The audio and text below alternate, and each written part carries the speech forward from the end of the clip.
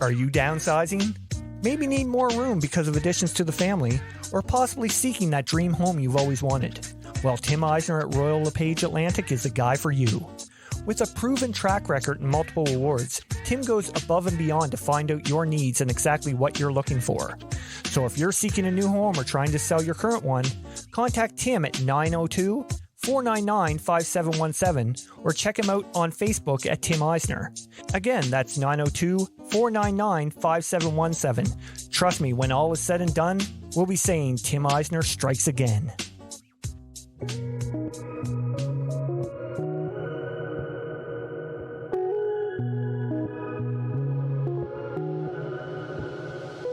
Hey, what is going on? Hope everyone had a fantastic weekend. Welcome to another episode of Outside the Chute. I'm your host, Randy Frame.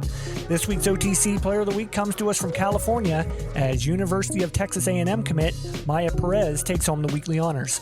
Maya hit .583 with 2 doubles, 3 home runs, and 7 RBIs while playing with the Athletics Mercado Smith team last weekend in Chino Hills, California. Great job, Maya. Best of luck moving forward and, of course, with the Aggies. On to this week's guest, and we sat down and chatted with 2016 ISC World Champ and current member of the men's Canadian national team, Sebastian. Ty has had an amazing career to date, and he's just getting started. Not only has he won an ISC World Title, he's also won a Canadian Midget and Junior National Championship, an ISC II title, and now has his set sights on the World Cup with Team Canada down in Auckland, New Zealand at the WBSC Men's World Cup starting at the end of the month. We're going to talk to Ty about getting a start in the game in his hometown of Brussels, Ontario, that epic 2016 ISC World Title win with the Toronto Gators, his amazing run at this year's Canadian Senior Men's Nationals with the Toronto Batmen that led to Ty being named playoff MVP, and much, much more.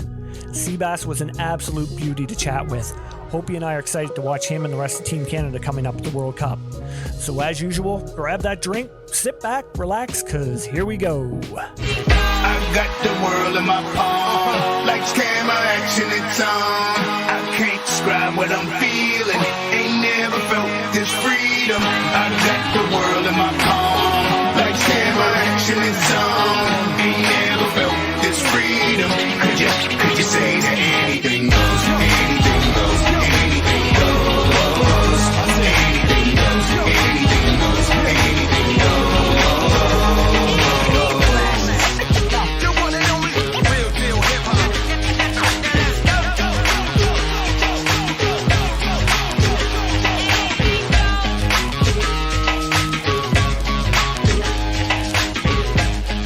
Again.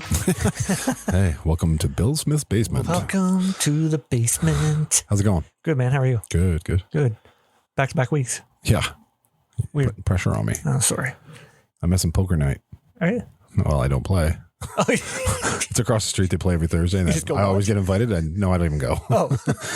No. Save your money. I don't play poker, so that's why they all want me to come. Makes sense. Yeah. I got a story to tell you. Fire away. So last night, on the couch watching TV, and my daughter Harley, she comes up beside me and like snuggles into me, and Yeah. like, this is weird. Like, man, What did you do wrong, kid? She never does this. Like, this is weird. Yeah. Anyway, so Kelly was in the shower, and I'm just watching TV, and then she gets out, and I look at the clock. It's like, man, it's 8:30. I'm like, Harley, you got to get ready for bed. Like, you have school tomorrow. Right. Anyway, she was sleeping on me. I was like, what is going on here? Like, you don't fall asleep ever out here. Yeah. Anyway, so I woke her up. I was like, honey, get in the bathroom. So she's like, oh, okay. She goes in the bathroom, and within a minute, she's like, Daddy, I'm all done. I'm like, all right. So I went in to grab her like pajamas, like her pajamas were above, like we have a shelf above the toilet and everything. Right. And I went to grab them, and I got her shirt, and I was like, man, where's her bottoms? So anyway, I was like, fuck, are they out there? And I walked back out. I come back in. I walked into the bathroom, and she was sitting on the toilet, and she just projectile vomited right across. Shit. And I was like, it looked like it was out of The Exorcist, right? Oh, no. So I'm just like, oh.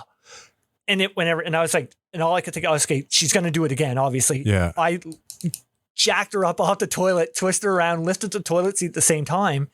But she didn't put her head down. She just, boom, straight forward again.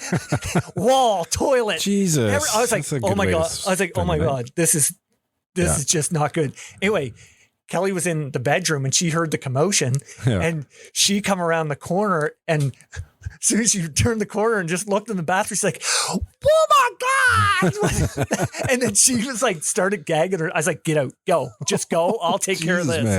Man. And the funny thing is, like, I don't like, who likes puke? You know what I mean? Nobody does, of course, but with my kids, I'm fine. Of course, I'm fine with my own. Yeah.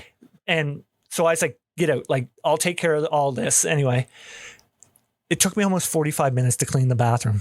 Lord. It was hell. Poor thing. I know. And I don't know what, and like the weird thing, like she was off the week before with like COVID. I don't know. She never tested positive for COVID, but she was sick all week. Yeah.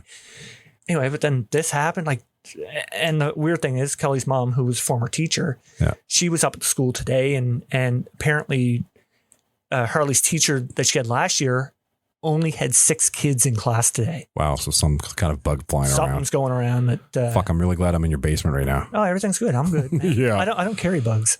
Yeah. Anyway. Another thing I want to touch you about. Okay, good. This is family hour right now. No, it's nothing to do with family hour. But one thing I wanted to give acknowledgement to is Softball New Brunswick. Oh, 100%. What? Did you see me comment on it? I did comment on what they do. No, I was just going like. Are you talking about how they lay things out? They're athletes of the year. 100%. Yeah, 100%. I'm totally floored. And actually, another thing that I saw today, if you want to talk about them, Yeah, well, I was, as I said, I was on Facebook, and Scott Wells is a good friend of mine anyway, but I was just following what they do. Matt Whipple's part of that whole process. Right. They were naming male athletes of the year for Softball New Brunswick, female athlete, builders, umpires, everything. Yes. They're taking care of growing the sport in New Brunswick. 100%. Yeah. Yeah. It's a black eye on our sport in Nova Scotia, to be honest, because we don't have anything organized like that. Yes. And so even baseball Nova Scotia does it here, and we don't. Right. Anyway, so today I'm just on Instagram, and Angela Valentine with Softball Canada. Yeah. She's on there, and she posted this picture that, look, read that, and if you could zoom in on the card on it, Welcome to Fredericton. We are so pleased you could join us for the 2022 Softball Canada Congress and Annual General Meeting. Please enjoy the complimentary wine. On behalf of Softball New Brunswick, we encourage you to explore the city during your stay and enjoy Fredericton, all New Brunswick has to offer. Man. So this is for the AGM for Softball Canada. Right. But they also have their own Softball New Brunswick thing. Right. Yeah. But I mean, for Softball New Brunswick to... Yeah, man, they do it right. They do it right. Man. Yeah. Hats off to them for sure. Hats off for sure. Yeah. They're growing it and they're promoting it and they're doing it right. Yeah. I really appreciate it. Yeah. And I mean... We've been up to Fredericton the last 2 years for a couple tournaments, and it's a softball city. I love it. It's great. Great. Yeah. They have great facilities there. Yeah. And hospitality is always great. Yeah. They're really working at it. They're good guys there. Big time. Big time. Yeah, for sure. Scoff's out with the boys tomorrow night. Yes. I've been texting back and forth with guys and trying to get guys out. Scoff wants to throw for an hour from 5 to 6, just as the sun goes down. Should be nice and warm. Well, actually, it's supposed to be 18 degrees tomorrow, so it'll be cool when the sun goes down, of course. But some guys are coming, but they said they're going to bring their mittens. Better than the last couple of days here. He just wants to have some live at bats just to pitch to something. Yeah. I offered to stand in there. I'm not going to swing the bat, but I'd hate for one to get away and just get me. Like, I'm not fucking standing. And the funny thing, I was thinking the same thing. Yeah. About just and in my head, I'm like, what if one just hits? I'd be broken in half. Oh, I'd fucking die. I'd be still laying there. Yeah. Get one right in the knee. Oh, Jesus, no way. Yeah. No. Yep. Anyway, he's working hard. I can't say enough how proud of him we are. Yep. And but anyway. Yep.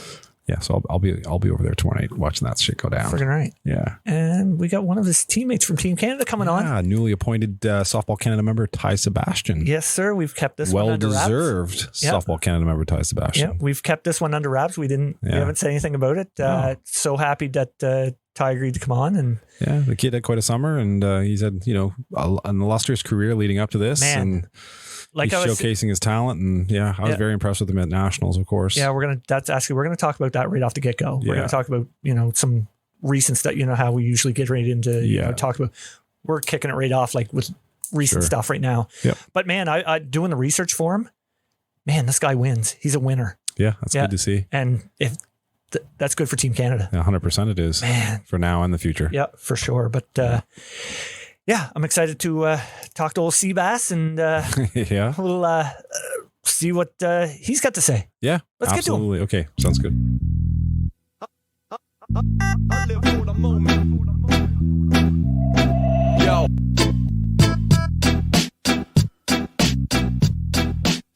All right, here we go. We are happy to have on with us today 2016 ISC World Champ, 2022 Canadian Senior Men's Playoff MVP, current member of Canadian Men's National Team What?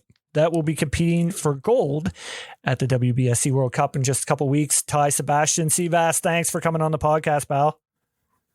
Thanks for having me, fellas. Looking forward to it. Let's have some fun. Yes, sir. How's things going up in the big metropolitan of Brussels today? Never even heard of it. Oh, it's going. I think we had a nice day at 22 degrees here. And Oh, geez. sun was shining. She cooled off now, but yeah, she's going. Man, we had that weather last weekend, Yeah. It was Man. beautiful. 2023. And John Stewart had a snowstorm. We haven't had that yet, but we've had the nice weather here the last few days, and it's been nice to get out on the dive and do some training Excellent. in the nice weather, not this cold crap. Yeah. Yeah. We've Poor old Justin Schofield. Yeah, no kidding. I heard that the other day, and holy shitballs, that's a little cold for me. yeah. Scove said again tomorrow night, get some guys coming to take some at-bats against him. They said they had to bring their mittens, of course, because Scove decided to do it, of course, after work, and it's 5 o'clock, and the sun goes down at 10 after 5 now, so it'll be a little chilly for them. Oh, Christ. Yeah, that would be cold. Yeah. A couple handbreakers there for sure. Yeah. I just wouldn't swing them back. I'd like Hopey and I touched on the intro. I was like, Yeah, fuck frig that. that. I wouldn't even want to stand in case he hits me. Like, I'd break in Not a half. chance. Fuck that. Yeah, no. Anyway, enough about Scove. Yeah. Anyway, yeah. First, we got to throw out a big congrats to you on being named Canadian national team. I mean, must be absolutely pumped to be heading down to New Zealand in just a few days now. Yeah, it's pretty exciting. Especially, it's going to sink in, I think, more the start of next week. The excitement was here right as soon as I got the call from Stewie, and but coming up Tuesday, flying out, I think Monday's going to be the real day where it sinks in that it's for real now. So Yeah. get down to work and hopefully, not hopefully, bring back that gold medal, and be pretty exciting after that. Yeah. What was it like getting that call from Stewie? I was actually reffing hockey when I got it, and it was I only had a few minutes with him, so I was like, oh, holy shit, this is awesome. So then I had to go back out and deal with some pricks on the ice. Nice. What were you reffing? Junior hockey up here. Right on. Doesn't Cody Gibbons is playing up there, isn't he? That's No. what I heard. Yeah, I'm not sure what league he's in. I don't do him at all. No. Oh, okay. Yeah. Yeah. I just saw he posts every once in a while. And from what I heard, it was juniors. Yeah. How long you been reffing? Well, I can't even remember now. Oh. They all blend in together, getting yelled at by parents and kids. Fuck, So that's one thing I could not. Yeah, you got to be thick-skinned for sure. Deal with that bullshit. Like the fact Hopey, you became an umpire in the last. Yeah, but I know all the guys I umpire. It's fine. Yeah, that's true. And I can fucking beat every one of them. that helps. Yeah. No. Yeah, for sure. Now, before we, of course, get into start of your career like we do, how we start every podcast, I mean, we got to talk about Nats. I mean, since it's relatively fresh, what a performance by you, playoff MVP with the Toronto Batmen. Safe to say that the confidence was growing as the games got bigger? Yep. Oh, yeah. After, we were sitting there at Kelly's Pub on the Friday night for a team dinner, and we were discussing all the options. Well, we thought we had the playoff math figured out, and then little wrench was thrown into it. We thought we were going to get, I think, Elmira, we figured. And then somebody beat somebody pretty handily, and we got Grand Prairie for game one. And it was pretty much lined up that I was going to get the ball in game one no matter what. And then we had that. It's like, screw it, I'll do it anyway. And then basically told him it's my ball until I'm pretty much dead. So, Man. Yeah, you didn't die for quite a long time. Yeah, not at all. Sunday was a little, after the games were over Sunday, the body was not liking it. No. Oh, I don't imagine. Yeah, that was quite a performance. Unfortunately, we experienced it firsthand on Saturday. Yeah. Well, until Trav took me here, the bugger. Well, that's what I was going to say. Yeah, Like, Jones. I was going to say, like, the fact that, Jones get that 2-run shot to put us up 2-0, and the fact that, he played with you guys for a number of years now, like, was that something that, motivated you guys? You're like, fuck that. Like, Jonesy's hitting the 2-run bomb out. Let's wake the hell up. Is it like, Yeah, that helped a little bit. And, Well, and of course, I had to throw a slingshot to him, and he knows I only do it on rise balls, so he was sitting on that pitch. Yeah, that's like first time that we actually get to, know Jonesy and get to see him being on his team. Man, that guy is such a fun guy to have on the team. Great teammate. Unbelievable. Doesn't usually say too much, but when he does it, it's usually pretty meaningful. So yeah, that's right. For sure. Now, I mean, of course, you guys, after us, you went on, you beat the Noofs 1-0, I think, the Hitman there, and then handled Niagara 10-2, I believe, and faced the Noofs in the finals there. 10-2 or 9-1 or something. I can't remember what it was, but it was a run rule. Yeah, but I mean, that Sunday alone, you just touched on it after pitching all day, and you lasted the first inning, wasn't it? The finals? Yeah, the one inning, and looks in the second game of the day against the Stompers. I was at the plate in the third or fourth inning, I can't remember, and got a pitch up and in that hit me in the right arm when I was at the plate, and then that kind of didn't help the arm at all, but battled through it as much as I could, and then we got through the first inning, and we were just pumped to get there, and that's whatever happens, you get to the finals, and then you see what happens. Our bats were hot, so yeah, absolutely. And then just everyone kind of ran out of steam. That's a lot of ball. I think we figure it was about 7 hours on the diamond or 8 hours. Yeah, that's unreal. I mean, super impressive though. Oh, big time. And I mean, you had to face a team that, I mean, we talk about their dynasty on here a lot. On home soil. Yeah. Lolly's last Lolly game. retiring. Fucking Lolly. I don't think it helped with us beating them in the round robin. I think it woke them up too. Oh, fuck yeah. Oh yeah, that's right too. Yeah. That was opener, wasn't it? Yeah, I think it was the game. Yeah, game one. Game one. Jesus, right. Yeah. Nothing like, awaken a sleeping dragon there. Yeah. Oh, Jesus. No, exactly. Yeah. But no, man, got to say that was impressive to watch, even though we were in opposition, but man, that was fun. Yeah, very impressive. Yeah. Fun to watch. So. And fuck you. Yeah. Wait. Oh, yeah. Good one. Hope you I got to use that every once in a while. Anyway, Seabass, tell us about, with every guest we have on here, tell us about getting your start in the game growing up in Brussels.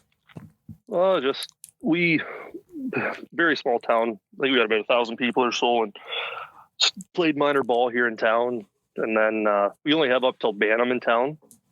So started really leaving town about Pee Wee, I guess, for travel teams like the OISA stuff. Played just a couple local teams, OISA, and then got the chance with the Red Devils from Wyerton in U19, and then we really built that. We won a few Canadian championships with them, and then moved on after that to the Napanee program for my last year junior, and then just went right into men's ball from there. Right on. Yeah, well, we're definitely touching on all that. But I looked up Brussels on Google. Like, this is what I do for my extensive research. While he's at work. Do not listen, Keith. While I'm at work, yeah. But it's funny. I looked it up on Google Earth, and I was telling Hopey, I was like, man, this reminds me of Brookfield here in Nova Scotia. Yeah. Like small community, like ball field, like stores, everything, and just seems like just a great place to grow up. Would I be correct in saying that?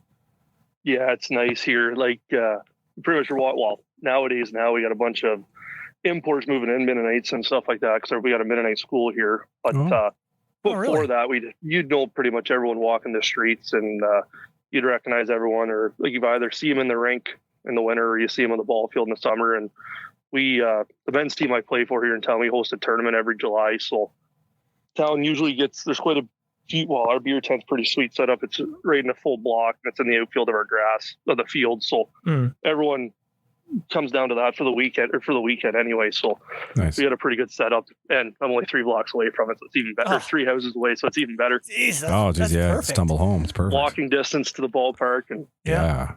I know exactly how I grew up right behind left center in Brookfield at Elk Park. I was right there. So man, I know exactly what you're talking about. Yeah, screw getting in a car, driving to a game when you can just walk there. Yeah, that's right. 3-minute walk and you're home. That's right. So what was the minor ball system like growing up there, like before you moved on to Wyerton? In town, it's really not that great. You get people it's good to get out and about and stay local to your roots, but really for the chat, like you want the competition level, you got to go out of town for this. Like it's a lot of it's starting to get a little better now. We got a couple good age groups built here now, but when I was there, it was you getting people that just still hardly know how to throw, or their parents put them in, and which it is what it is. But yeah, it was a little tough, and that's when the competition started to get a little better than the rest, and you wanted to go out and play something a little more challenging. Right. So you moved on to, like you said, Wyerton Red Devils. Yeah, I think I went 2011, wasn't it? So yeah, that was for midget. So like in Pee Wee and Bantam, it was just Blythe, which was a town 15 minutes from here.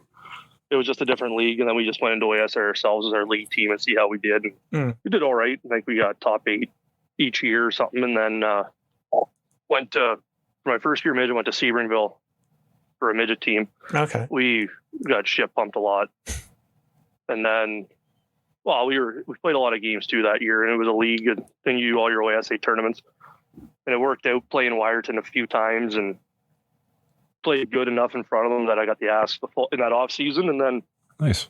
went down there and played with them for the 3 years. I think it was 3 years.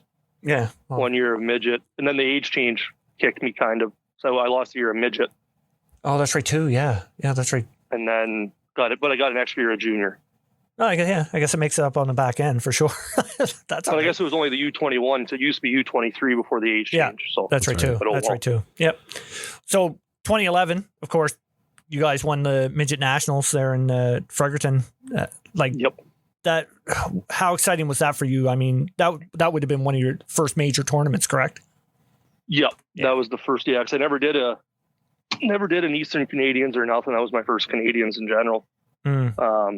And especially doing it with the same team that you played all year. It's not like you're getting picked up with if you don't make your top 3 or 4 go from Ontario, and you get picked up. But it was like you won it with the team that you were with all season, which was pretty important. And it was pretty rewarding that way because you knew everybody. And we were doing I think we were playing men's league in the Blue Water League at the time with that team. So we played every Tuesday home games, and then we have whatever on the road. But we played, I think, 20 some games in the men's league with that same team. So we were ready, especially playing against men. And then when we went back to midget, it really reflected. And it's funny. I mean, we talk about it all the time in here, like especially our league with the Canada Games team playing in our league this past season. I mean, they benefited at Canada Games.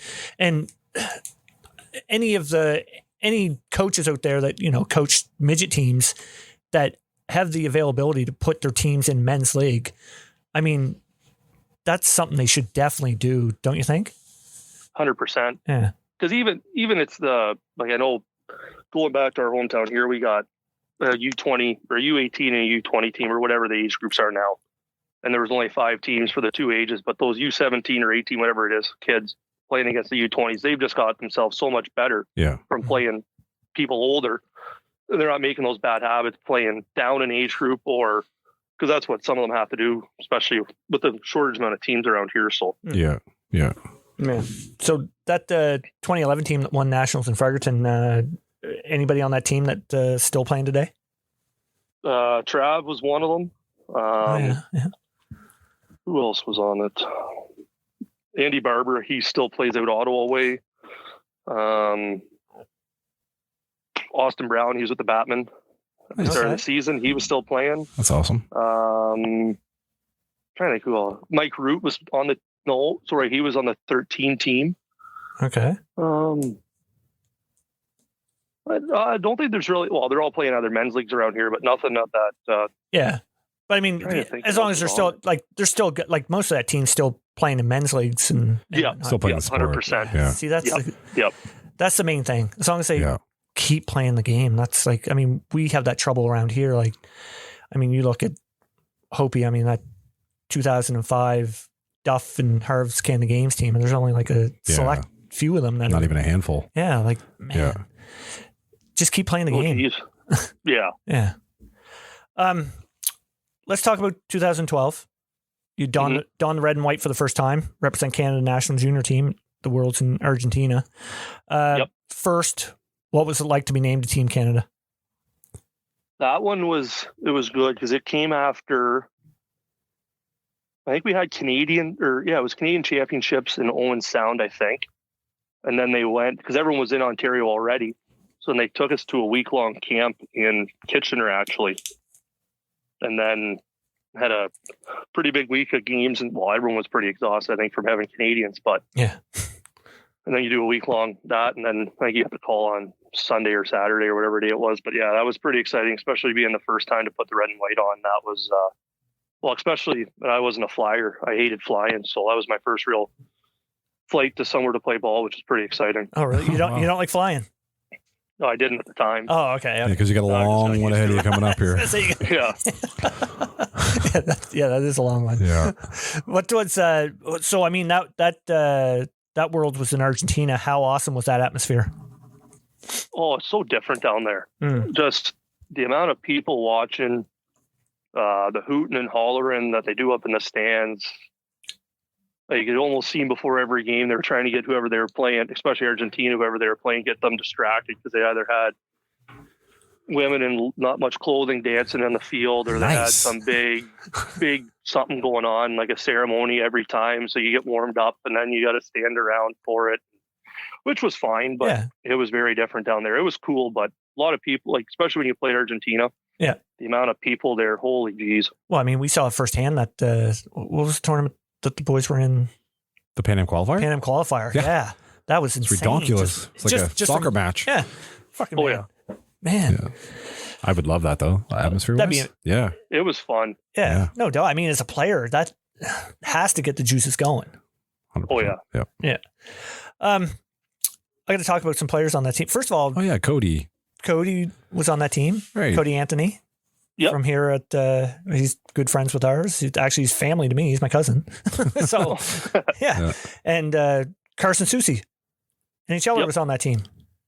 Yep. Yeah. So, Yeah, there was I think there was a bunch of Alberta guys on the team. well, Irma. Irma was running the show back then. Pretty much that town, yeah. Yeah.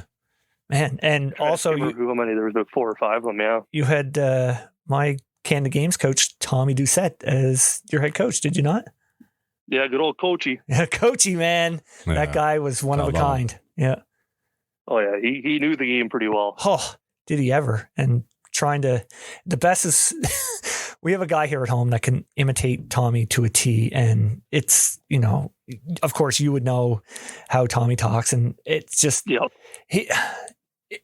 the way Tommy would get his speeches out, you'd be like, man, okay, I definitely want to play for this guy. Like, he was just one of Oh, those yeah. motivators, right? 100%. Yeah, yeah. Now, actually, I want to ask you about Carson. Like, do you guys have you keep in touch or anything? Or No, not really, no. no. I mean, he's gone on to have a pretty good NHL career, so I mean, he's doing very well. Yeah, for no himself. kidding. Yeah. 100%. Yeah, little tough in the corners and whatnot.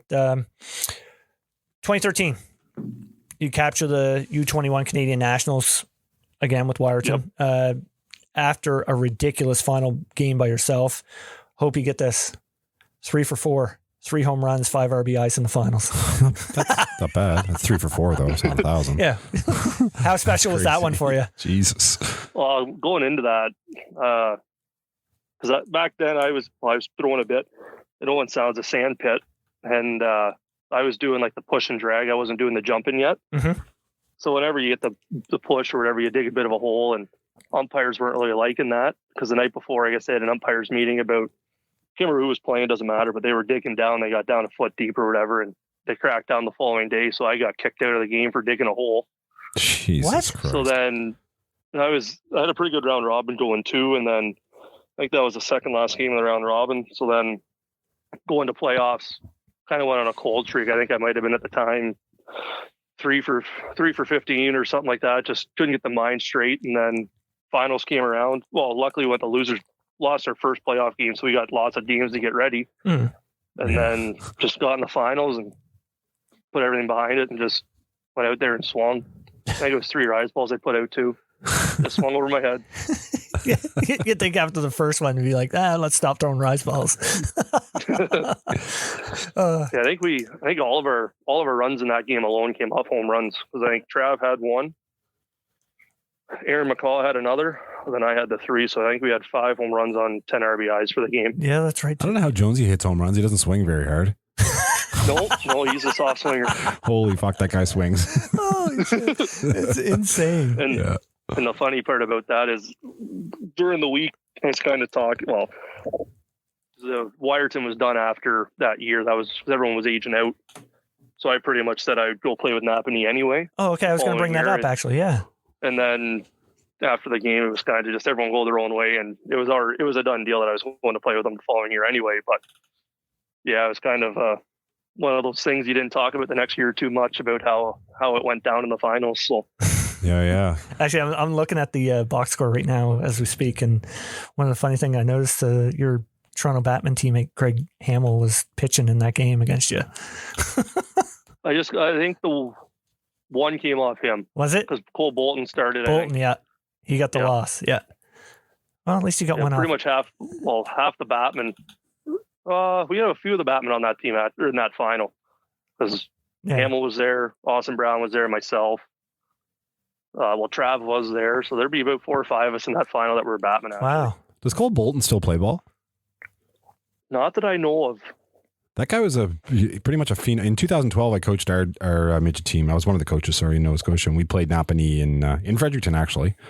And we beat them to go to the gold medal game against Irma, who were pretty fantastic. But Cole Bolton was like a phenom at that Nationals, but we beat him. Yeah, that team was built because they were a year younger too. Yeah. So them getting to the finals, that they pretty much had a good team going into the next year too. That's another reason why I decided to go with them, because they were all at that 94 age. So they were all going to be the last, they had 2 more years of junior yet after that. So they were a real young team, but they were good. Yeah, they were good. Yeah. Man. So, do you know what, so he's not playing anymore? Like, I don't know if he's playing out east, because I think he's from Napanee. I'm not sure what he's doing. I think he's actually from Clinton. I think that's the town he's from, I think. Okay. Yeah, I don't think he plays much anymore. Right on. That's too bad. So, of course, tell us about winning that Nationals, and then, of course, you'd have to leave right away. Yeah, we had a bit of fun or whatever in the outfield, and had a few in the recreation tent thereafter, and then that was my first year of ISCs. So I think myself, Jonesy, and then one of our coaches, or 2 of our coaches, were actually coaching the Nationals too for Wyerton. So Trav was with them, and then I was with Midland Emerson Aces. So we jumped in the car. I don't know what time we left, dinner time, and I think we got down there sometime wee morning. And I think we had the Emerson Aces, I think we played at 9 o'clock or something the Monday morning. So drive all night, play that. It was real fun. How'd you end up with those guys? Kyle Crawford, he was a pitcher from Alvinston, and I think they were short a tournament or something. So I went and helped them out, and then just got linked up with them. Kyle went to Newfoundland with us in 2016. That's right. Yeah. So I got linked up with them, and then went and played ICs with them for the year. And one thing I got to laugh at, of course, you guys went down to ISC II, would win the whole thing, but the fact you beat Wyerton in the finals. Yeah. How cool was that for you? Especially with the driving guys. Yeah, I know, right? It's pretty near a league game for me, because we play them in the men's league all the time anyway. So yeah. Oh, that's awesome. And then we got stuck. And after that, we were in the U21 Division 2 with the Red Devils. Oh, really? Yeah, we only had a lot of ball. Yeah, well, I think there might have been 7 Red Devils that actually went, and then we just were picking up guys that were with the big teams to help us out. At one point, Trav was pitching, I was catching, and then I would pitch and Trav would catch the next game. So yeah, there was a couple sore thumbs. Wow, that's pretty cool. So, I mean, when you guys started off on the main bracket in the ISCs, did you not? And then drop down? So, well, essentially, I guess that would have been obviously your first ISC tournament. What was that a big eye opener for you? Playing against all those big names. Yeah, like I think the game that we got there for, I think we were playing Houston Carnage, I think was the team. And I think it was Tony Mancha was pitching. It was like, you're standing there. It's like, what the hell is he throwing here? It's like, well, I'll just go sit back down now. So yeah, freaking right. Mancha was pretty good back in the day. Yeah. 2014, I mean, like you mentioned, after Wyerton, you went to Napanee. You'd be in the U21 finals again. Yep. Drop a 4-2 decision, unfortunately. I guess you said the change came over from Wyerton. You guys were all done. Is that that's what you said? Yeah, they were all aging out. Yep. Man, that's that kind of sucks though. You know what I mean? Like Yeah. the fact you guys won a national title and then everybody, like you pretty much have to drop the team, man. Yeah, I think there might have been 3 of us that were actually going to be of age to play junior the following year. Yeah. I think that was all that was left. It was myself. I think Tom Fisher was one, and Spencer Rod, I think, was the other one. So that was all that was left. So there was nobody coming up behind you guys at that time? We were the only team really that was from Wire, like that played OSD there. There was nobody really else. It's too bad. That is too bad. So what were the guys like? Obviously, the guys from Napanee definitely probably welcomed you with open arms after hitting 3 dingers off them in the final year before. Yeah, it was good that way. Like in 2013, I think there was 4 or 5 Napanee guys that were on that. It was an international tour in Saskatchewan. It wasn't like the Canada Summer Games or anything. I think it was a year off or something for it. Mm-hmm. They had that international, I can't remember what it was called, international invitational my son or something. played. Yeah. Jake played in that. Oh, okay. Yeah. So like we were pretty much half the Ontario team was half Napanee or quarter Napanee guys, quarter Owen Sound guys, quarter Wyerton, then bit a mixture from there on. But so I played with half them before anyway, so it wasn't too much. Or even with the national team like Taylor Brown, Cole Bolton, Sloan Cray, just Taylor Brown and Cole Bolton. We played together anyway there, so I knew a bunch of them already. Yeah, right on. That's always well. I guess that's a good thing going into a team that you haven't played for before, having that familiarity. Exactly. Yeah, for sure. 2016, another big year in your career. I mean, you win an ISC World Championship with Toronto Gators. First, how amazing was that experience for you?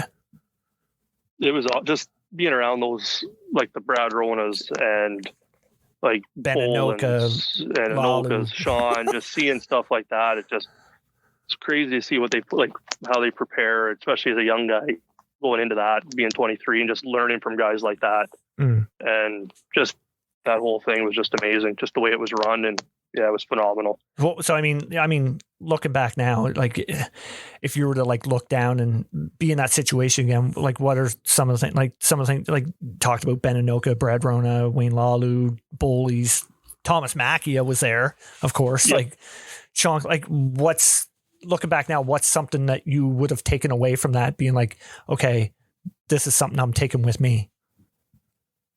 It's like especially seeing Sean pitch, like if somebody gets a hit or something off you, it's not like it's the worst thing in the world. You got a team behind you that can pick you up. Yeah. Or like you strike it one at bat, just let it go. Like those, like you're looking for a pitch, you don't get it or whatever. Like you just get ready for the next at bat. You put the last one behind you. You're not letting it carry with you for the rest of the tournament or something like that. It just brings you down. It just, their mindset's just wild. And I've learned from that now. And especially being young, it kind of was hard you're always battling to get in the lineup too. So you're pressing a little more, but then you just look what they do and it's just comes natural, and just keep the right mindset and you're ready to go. Yeah, for sure. Love it. What actually want this sidebar question, because I follow Wayne on social media and I love this guy. I want to have him on the podcast. What's he like having as a teammate? He's a big, gentle giant if you know him, but he looks like the biggest prick if you don't. Yeah. Like you're almost scared of him when you look at him. It's like, oh Christ, hopefully he's not coming to second to break up a double play, or hopefully you're not catching it. He just wants to run you over at home plate for the winning run or something. That's awesome, man. Yeah. Like this, man, I'd want to definitely have him on here because I'm sure. Definitely one of the nicest guys I've ever met. Yeah, for sure. Now you have to take us through Shane's walk-off through your perspective, because I mean, we've had a few people on here that have, been a part of it. From your perspective, what do you remember? I was actually on deck.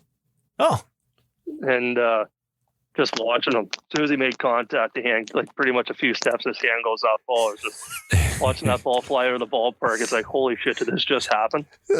Oh, the best is Sarge with his, remember when he was on and he described, he talked about, he's like, I hit the ball, and he's like, I put my arm up like a fucking idiot. Yeah. Yeah. Just running around the bases with that. And just everyone just looking at each other, just pretty much cheering and like excitement. And you're right in front to touch home plate. Just then everyone just erupts when he touched home plate. It's just like, holy shit, this just happened. Yeah. Do you remember the celebration that night, or? Oh, for the most part. Of course, yeah. Imagine that had to. You can go back on YouTube. Anybody's listening, go watch that walk off by Shane. It's watched it a million times. Fucking amazing. Yeah, amazing. I wish, and It was a big hit. yeah, that was the. I think that was the 1 year they actually didn't have the footage. Remember, Blair was saying that was somebody's wife caught that. Brad Rona's wife got. I think the it was actual, Rona's. yeah. Yeah. Right. That's right too. The Yeah. 1 year that they didn't. It's almost like when the Mastodons won the. Yeah, exactly. Yeah. But anyway, well, I digress. Let's go on 2018. You played your first Canadian senior men's, which blew me away. I would have figured you would have played well before that down here in St. Croix in Nova Scotia. How come it took you so long to play one? 'Cause I don't even know really why. They just seemed to never really work out to go down. I was either playing local stuff here or just never seemed to work out with who was going or whatever. And then just finally got the chance to go with Wyerton that year. Yeah. Because, Hopey and I were talking when we did our intro here about 2017. There was no Ontario teams, which was in Saskatoon, which struck me weird. Yeah, that's right. Yeah. And then where was 16? I can't remember now. Newfoundland. Kitchener Cubs were there. Newfoundland. Right. Yeah. So, and Kitchener was in Quebec the year before. Quebec in 2015. Yeah, there wasn't really, not many Ontario teams really were going to Canadians at that point. No, they weren't. That's right. Or not, I say Canadian, I meant Ontario team, sorry. No, we know what you meant. Yeah. Okay, yeah. I'll edit that out. No, you're on Team Canada. You can say whatever the fuck you want. I'm definitely not editing that shit out. It takes me too much time. National team member. You can say whatever you want. Okay. We got to talk about the HCFL. For those that don't know, that's the Huron County Fastball League. Yeah. Now, maybe you can tell us a little bit about that league for people that are not familiar with it. It's basically just a lot of hometown stuff. Like from where I am, Brussels, we got 11 teams. That's a lot. Within. That's great. Yeah. It is. Generally, we're pretty central in most of it. We're driving about 45 minutes for the farthest one, and then the closest one's about 6 minutes from us. So, man, it's good that way. About 20 game seasons. So does everybody have their home diamond? Yep. Man, that is friggin' awesome. Yeah. So like this year, I think there was about 5 teams that had Wednesday night home games. One team had a Thursday, a couple Tuesday nights, and a couple Sundays. No one really likes playing them, but you can have some Sunday fun days after those. Yeah, that's the main thing right there. Yeah. So you guys won your 5th straight title, didn't you? Yes. Yes. Number 5. There you go. Man, now, geez, you know how Skull feels in our league. Fuck, man. Okay, Hopey, get this. I got to bring this stat up. Seabass pretty much runs the show in this league. He's won 4 of the last 6 batting titles and won the top pitcher award for 8 years in a row now. Did your dad run the fucking league or? No. No, I got, our league's got some restrictions and stuff like that for players and whatnot. Oh, yeah? And when I was playing minor ball or whatever, it was at U, or the Bantam age was basically what we stopped in Brussels. So then, actually my neighbor was the one that asked me, do you want to come out and play at 15? So I started playing then and just never really left. So nice. And there's so many restrictions, not really restrictions. It's just, you have to go through votes now if you want to bring people in and stuff like that. And there's all these other rules that if you've been playing this and that. So yeah, it's been pretty good. It's nice, especially when you can play for your hometown team and absolutely, and walk 3 houses down and you're at the ballpark. Yeah, You're fun in a block and a half after that. So yeah. Actually, one thing I noticed, I went on your guys' league website, and if you go on this, I don't know who runs your league. Each team gets, it's like a 3-year term it rotates. President gets switched every 3 years. Oh wow, that's a different way to do it. And then one team takes over the Twitter for. I think one team's been running that for a few years now, and another guy takes turn. It rotates throughout for all that kind of stuff. Oh, cool. Well, I noticed. If you look up the stats, if you scroll to the far right, it'll say if you're eligible for awards or not. Which that's a pretty freaking good thing to have, because if guy only plays, because you got it's for ours. to be eligible to play in the tournament, you have to play 7 games. Mm. And then you have to pitch 14 innings and play 7 games if you want to pitch. Oh, okay. For the tournaments, and then to be eligible for for the stats, I think it's 40 some innings pitched and 40 some at bats or something like that. So you got to play quite a bit, and Nice. especially when you only got about 12. Well, we have about 15 guys, and dog days of August, you're lucky if you get 9. So you're playing pretty much every game when you show up. So Yeah. So when do you guys end? Do you guys end after nationals or before? we're after. We do a year-end tournament. I think it was the 3rd week of September this year. It depends.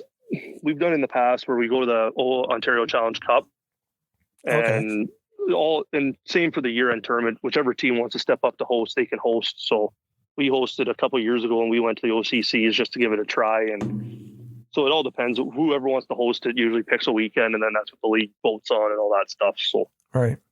Do you find it hard for guys to get out after nationals? I was probably the only one that went to nationals. Oh, okay. I just find There's not many. Yeah. I hope you find with our league, like after nationals, like kind of guys die off. Yeah, they do. Yeah. Same as, I mean, But that's like everywhere. I guess, well, except for the HCFL. like I'd like to play year round. Yeah. And a lot of guys would, but some guys just don't. They don't know. have that in them. Kind of sucks, but That was like that new league they started in Ontario this year. It was like that once ISCs kind of ended, numbers, everyone's playing quite a bit of games in that week, and then you get back in for a couple before Canadians, and then after Canadians, I can't remember when it ended actually, but after Canadian, or I think it was the week after Canadians, and a few guys, or there was enough guys that showed up, but yeah, numbers still started to dwindle after ISCs, I thought. yeah, I mean, it's hard to go in there with 9 guys, like with nobody on the bench. If like somebody gets fucking hurt, you're screwed, or you're the only 100%. pitcher. Yeah. Few offbeat questions before we get to player association. Who's the toughest hitter you face while pitching? Ooh, that's a good question. Well, Brad Ezekiel easily. I was gonna say, Jesus, man, I think everybody in North America, well, actually, no, everybody in the world could pretty much say that right now. I hope they say it Canadians, after a couple weeks. Yeah. What was he? He was on a bit of a streak there before Canadians, and sure as hell the Toronto Batmen woke him up for him to go off for 9 home runs at Canadians. Yeah, I know, man. Yeah, he's a man. Like we speak his praise on here a lot, but I mean to see it in person is just something to behold. Yeah, it's like when he hits the ball, it's like, oh, I'm not even going to look there. You know what's there. yeah. And the other thing with Bradley is, I mean, his defensive game is like some of those freaking catches he's made in the ISCs the last fucking couple of years are just insane. All right, enough about the 100%. Yeah. That's enough about the fucking Newfoundlanders. Sorry, man. I'm just asking. You're ruining poker night for me. Oh, sorry. Toughest pitcher you face while hitting? Don't say Sean. Jesus, we talk about the news a lot. Trying to think. No, that's Adam was tough. Oh yeah. I find some of the ones that are not known that come in that have no idea where the ball's going, and they just throw hard. You're getting in there, and it's kind of makes it a little like you're sitting in there and you're just like, oh, they have no, like they throw as hard as they can, and sometimes you can't pick the spin up, and it's just like, oh, time to sit down. Yeah. Or just hopefully it doesn't hit me, kind of thing like that. Yeah, you can't really gear yourself up because you don't know where the fuck the ball's going. Yeah. 100%. I've always said that I've never liked facing the proverbial thumbers because they just throw shit. The ball, you can't tell, like you said, you can't pick up spin or whatever, and you think you're going to smash the ball off them, and they throw the EFIS or whatever the hell that is. You throw that 16-kilometer-an-hour change up, it just fucks you right up. It's tough. Those are the games you usually lose against somebody like that. Yeah. Or at least they shut you down for that 3 or 4 innings, then you get on to them finally. But yeah, it takes a little time to get adjusted to that. Absolutely. Yeah. So I got another question. This is some Nova Scotia geography. I just need to know if you know this answer or not. This is a little internal joke, but do you know if there's a ferry, a Cayley ferry that travels from Sydney to Halifax daily? Just say no. No. You're fucking right. I have no idea. No, there isn't. I just wanted to get that out there. That's Oh my God. a little internal thing we have going on with a person from Nova Scotia. But anyway, You just brought that up. fuck him. I can't believe you brought that up. It's part Tinder joke. Oh shit. Oh, Okay. I was going to say his name, but no. No, don't say his name. I'm not even going to say his name. Can't believe I fucking told you I was going to. I told you. Oh shit. Okay. Oh my God.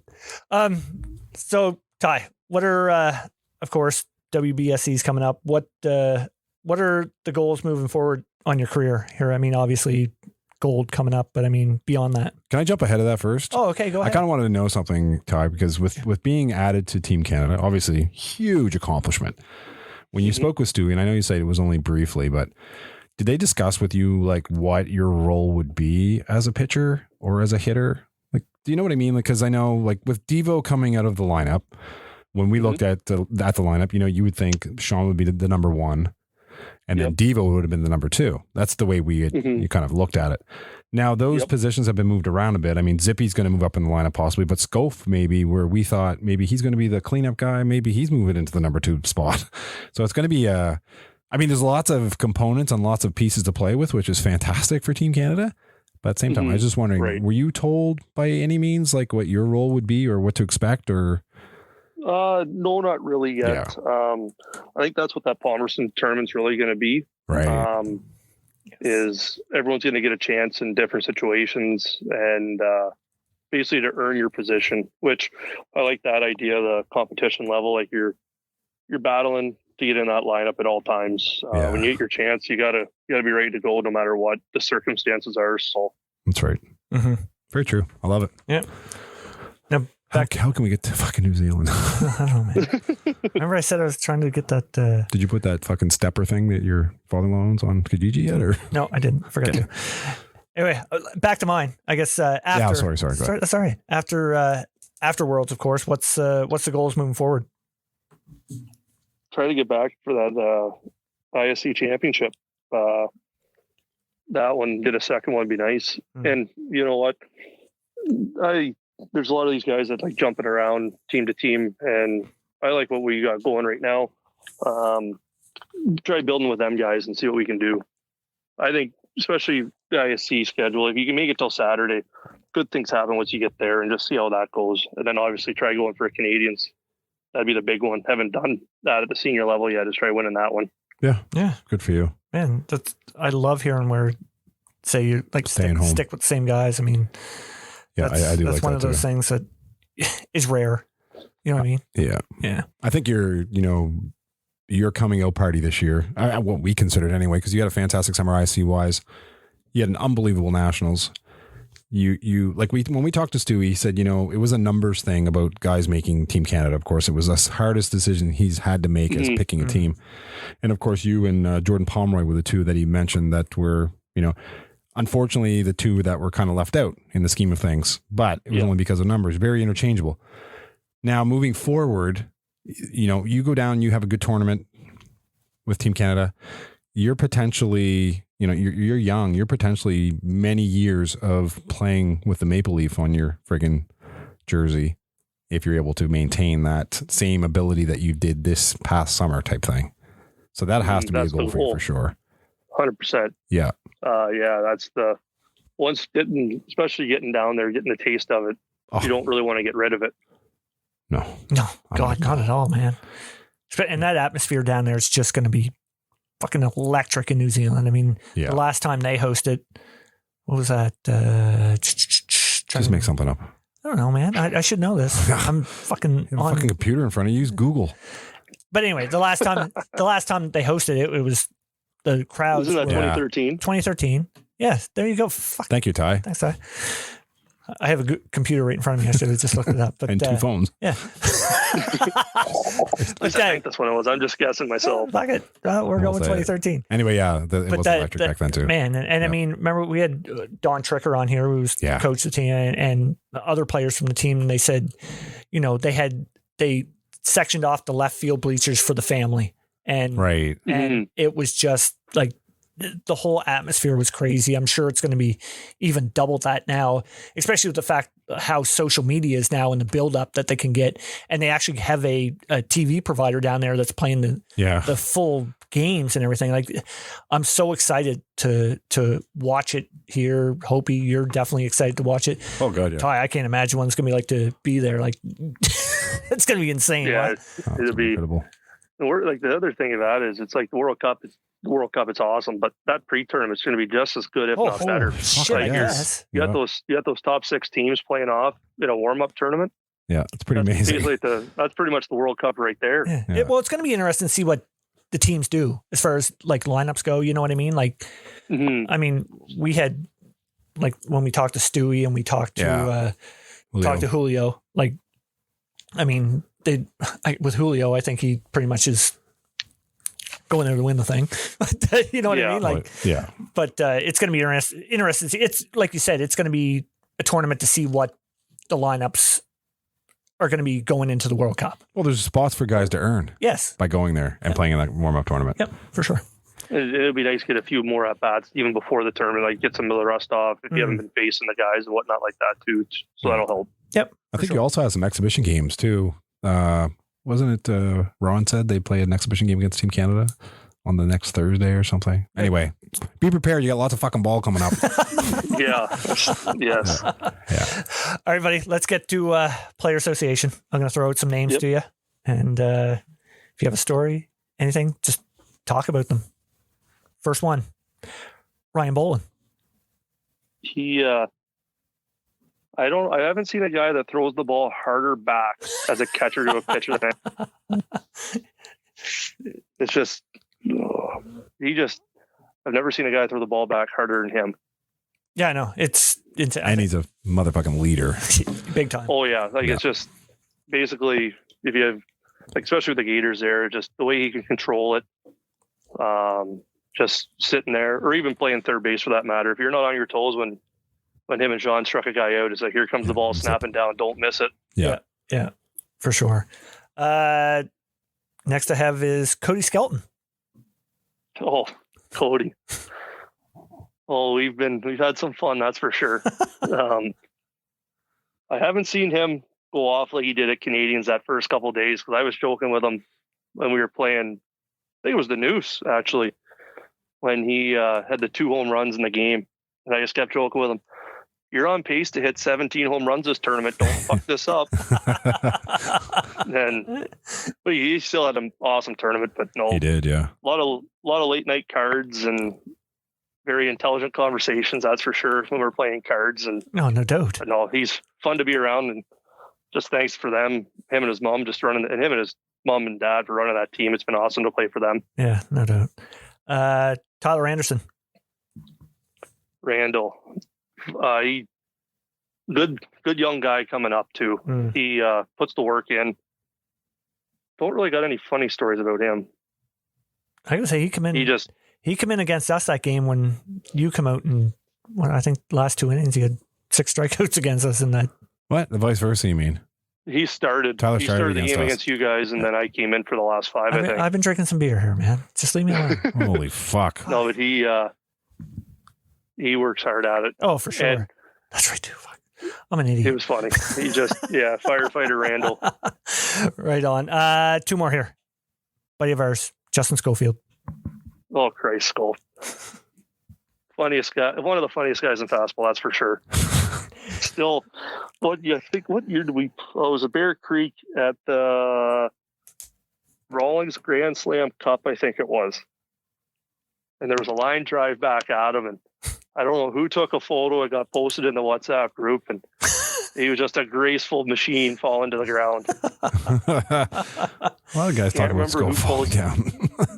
Just that photo there, and he comes back. Well, yes, I shouldn't have thrown it there. Yeah. No, he's just a funny human being. No, for sure. And I understand you guys had some phone calls prior to. Yeah, he, especially after this, when the Canadians ended, it was just, he reached out and just explained his scenario that he had back. I can't remember what year it was for him, 19, I think. Mm-hmm.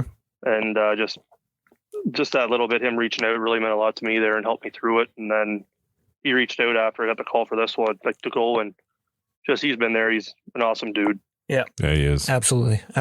Wears his heart in his sleeve, and he's 100%. an awesome guy. Yeah, for sure. And last but not least, of course, is you've played with him for a while here, Travis Jones. Oh, Trav. He, I don't know when we started in 2011. I don't know how many years we played together now, but it was always with Wyerton. We kind of had that.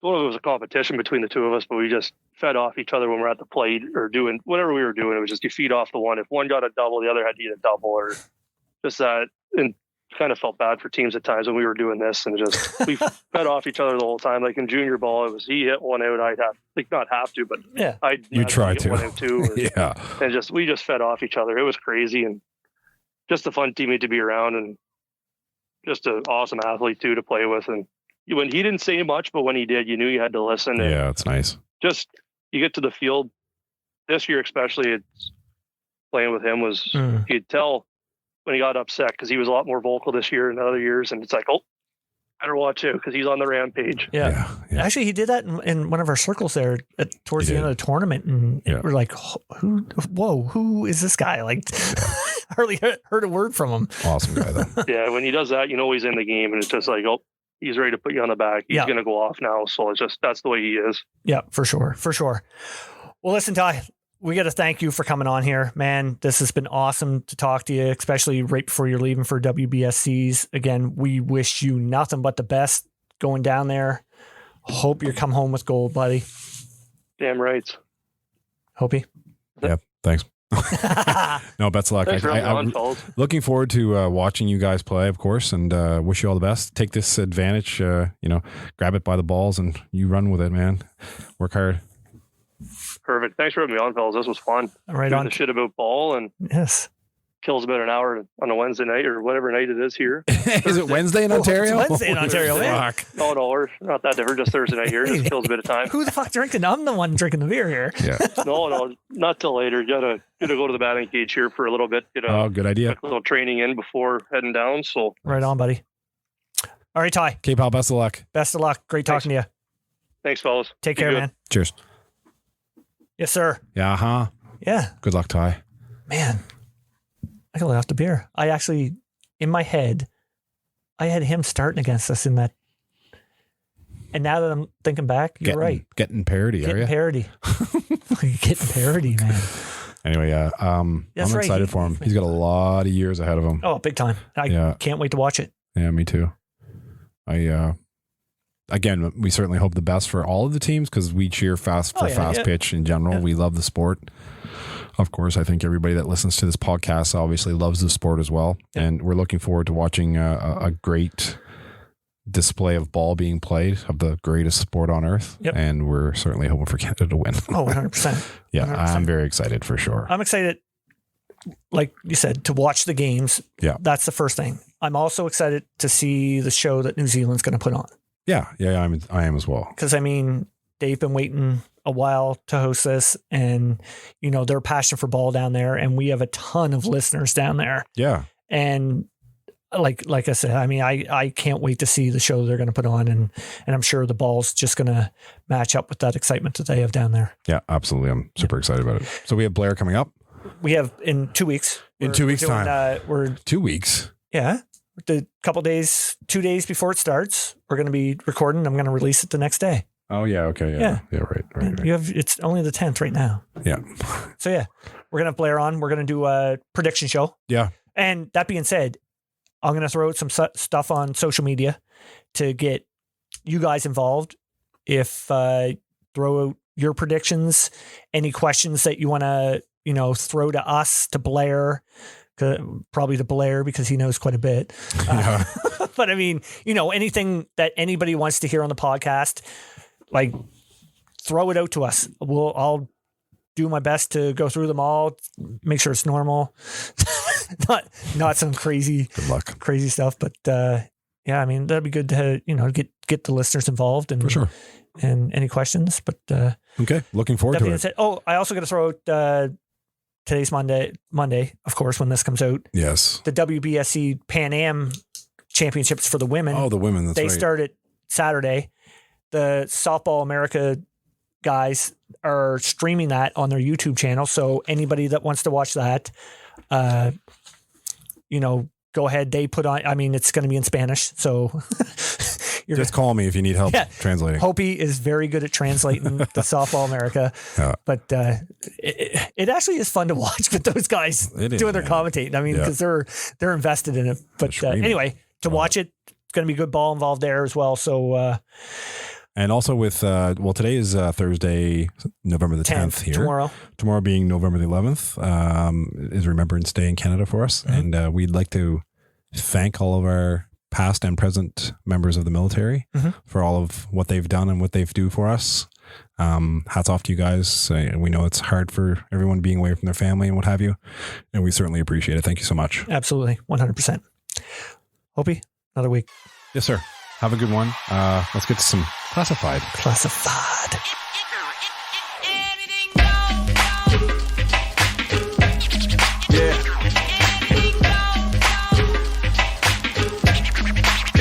Look.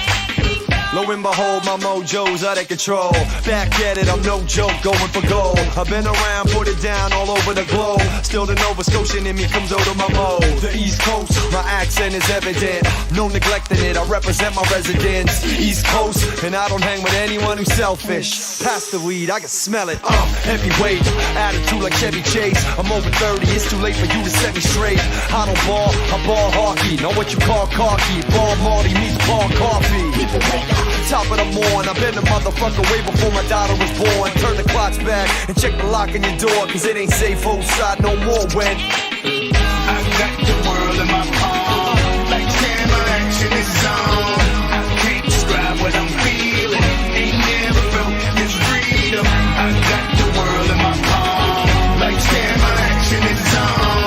Ain't never felt this freedom. Could you say that anything goes, anything goes, anything goes, anything goes, anything goes, anything goes. I ain't on the same schedule as most. My demeanor and my timing is a little offbeat. Whether it's rhymes or the marketing schemes or the beats, best believe everything it's all me. I'm on stage freestyling off the head.